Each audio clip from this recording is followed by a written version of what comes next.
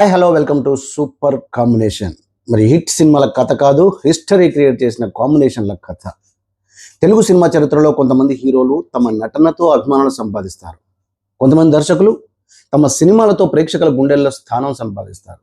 కానీ కొంతమంది హీరోలు, కొంతమంది దర్శకులు కలిసి ఒక యుగాన్ని సృష్టిస్తారు. అలాంటి అరుదైన కాంబినేషన్లో ఒకటి నందమూరి బాలకృష్ణ, బి గోపాల్ కాంబినేషన్.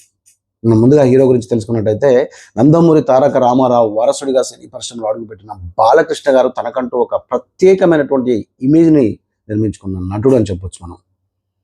జానపదం చేశాడు, పౌరాణికం చేశాడు, కుటుంబ కథలు చేశాడు, యాక్షన్ చేశాడు. కానీ మార్క్స్ ప్రేక్షకుల గుండెల్లో శాశ్వత స్థానం సంపాదించుకున్నాడు.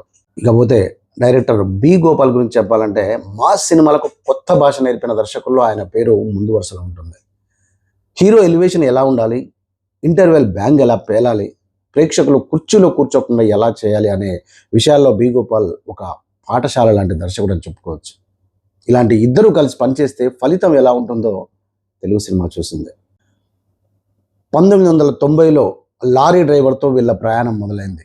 సాధారణ లారీ డ్రైవర్ పాత్రలో బాలయ్య కనిపించిన మాస్ ప్రేక్షకులు ఆ పాత్రను తమ మనిషిగా స్వీకరించారు.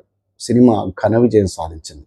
ఆ తర్వాత 1992లో రౌడీ ఇన్స్పెక్టర్ వచ్చింది. కాకి డ్రెస్లో బాలయ్య చూపించిన పవర్ ప్రేక్షకులను ఆకట్టుకుంది. ఈ సినిమా బాక్సాఫీస్ వద్ద బ్లాక్ బస్టర్గా నిలిచింది. అప్పటికే బాలయ్య బి గోపాల్ కాంబినేషన్ అంటే విజయానికి చిరునామా అనే పేరు కూడా వచ్చేసింది ఈ సినిమా. 1999లో విడుదలైన సమర సింహారెడ్డి తెలుగు సినిమా ట్రెండ్ను మార్చేసిందని చెప్పొచ్చు. ఫ్యాక్షన్ నేపథ్యంలో వచ్చిన ఈ చిత్రం కేవలం హిట్ కాదు, ఒక సంచలనం. రాయలసీమ యాస, కుటుంబ గౌరవం, భారీ ఎలివేషన్స్ ఇవన్నీ కలిసి సమరసింహారెడ్డిని ఇండస్ట్రీ హిట్గా నిలబెట్టాయి. ఈ సినిమా తర్వాత ఫ్యాక్షన్ సినిమాలకు ఒక కొత్త దిశ లభించిందని చెప్పొచ్చు. ఈ విజయాన్ని కొనసాగిస్తూ 2001లో వచ్చింది నరసింహనాయుడు. ఇది మరోసారి బాలయ్య బి గోపాల్ మ్యాజిక్ను నిరూపించింది. నరసింహనాయుడు విడుదలైన తర్వాత థియేటర్ల వద్ద అభిమానుల హంగామా చూడాల్సిందేగా.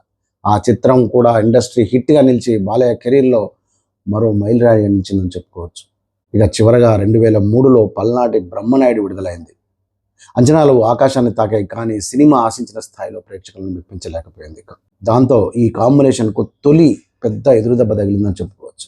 వాళ్ళు చేసిన సినిమాలు 5 అయినా Lorry Driver super hit, Rowdy Inspector blockbuster, Samarasimha Reddy industry hit, Narasimha Naidu అది కూడా ఇండస్ట్రీ హిట్టే, పలనాటి బ్రహ్మనాయుడు అంచనాలను అందుకోలేకపోయినటువంటి చిత్రంగా చెప్పొచ్చు.